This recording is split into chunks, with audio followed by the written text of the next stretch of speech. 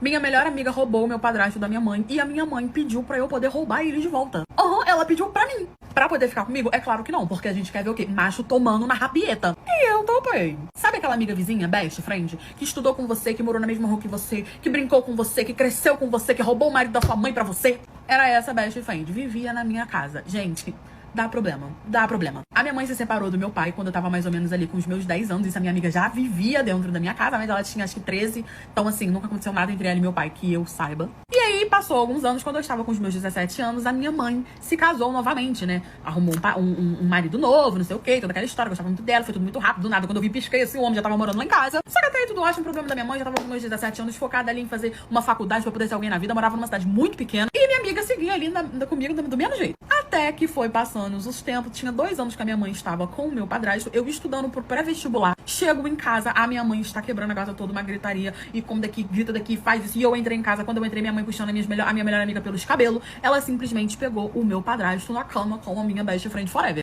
Eu na biblioteca estudando, tá, gente, pra poder passar na faculdade, e ela, furefando com o meu padrasto.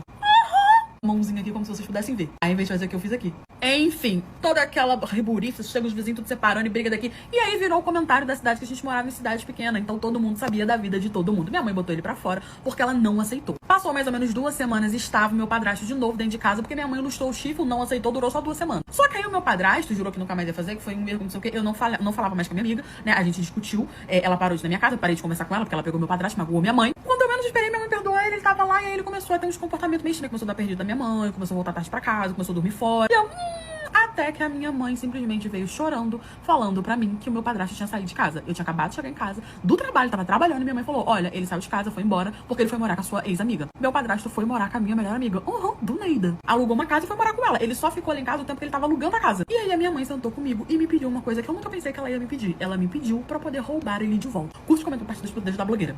Ao que tudo indicava, minha mãe estava com sangue nos olhos, porque ela ficou extremamente revoltada que o meu padrasto tinha deixado ela pra poder ficar com a minha melhor amiga. E aí ela achou que seria de bom tom, ela achou que seria uma ótima ideia eu roubar ele de volta. E eu fiquei, mãe, mas como é que você quer? Como eu não tô te entendendo. Você quer ficar com um homem que tá com a minha melhor amiga, e aí eu vou ficar com ele? E como é que você quer voltar com ele? Eu comecei a embolar a situação toda, minha mãe chorando. Ela falou, não, eu só quero a minha vingança. Então o que eu quero que você faça? Pegue o contato dele, comece a jogar uma conversa nele, falando, poxa, que você fez com a minha mãe, que não sei o que, logo com a minha melhor amiga, porque não comigo. Dê uma de apaixonada, inventa uma história, e eu quero que você deixe ele tão louco ao ponto dele largar ela pra poder ficar com você, e aí você vai dar um chute no rabo dela. Porque a minha melhor amiga falou pra mim, falou pra mim que ela tinha feito isso tudo porque ela tava muito apaixonada por ele, que ele amava ela, que ela amava ele, que ela ia casar com ele, que não sei o que. Mas ela criou toda essa fanfic na cabeça dela e ela acreditou. Ela não era só uma rapariga velha, safada que tava querendo roubar o macho do outro. Não, ela estava apaixonada por ele e ela acreditou que ele ia largar tudo. Eu fiquei meio assim, falei que não, conversei e tal, mas no fim acabei topando pelo desespero da minha mãe.